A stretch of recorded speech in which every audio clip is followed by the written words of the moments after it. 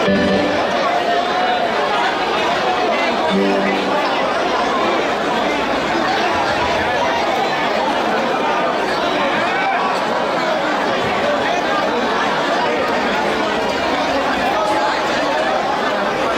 อบคุณด้วยยานางการกองสุขเจริญและยานางแต่งแสงโอสดเท่าไรให้แก่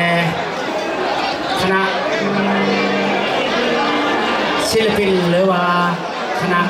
นักฟ้อนที่เดินทางมาจากซาดาโกตาและก็พร้อมด้วยอยู่รัฐมินนิโซตาของเราเนาะ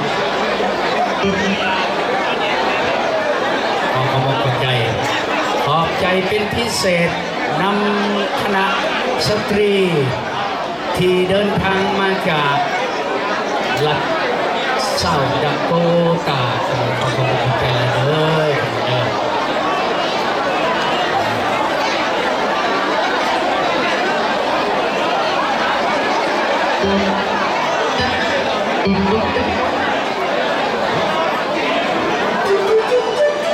คิดว่าปีต่อไปอาจจะได้มีการจัดงานกันดีขึ้นอีกในโอกาสต่อไปเนาะ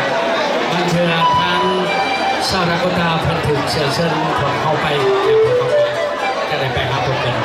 นะจะมีการต้อนรับเข้าสู่พวกเขาการรับพวกเขาต้อนรับเข้าสู่พวกกันเป็นอย่าง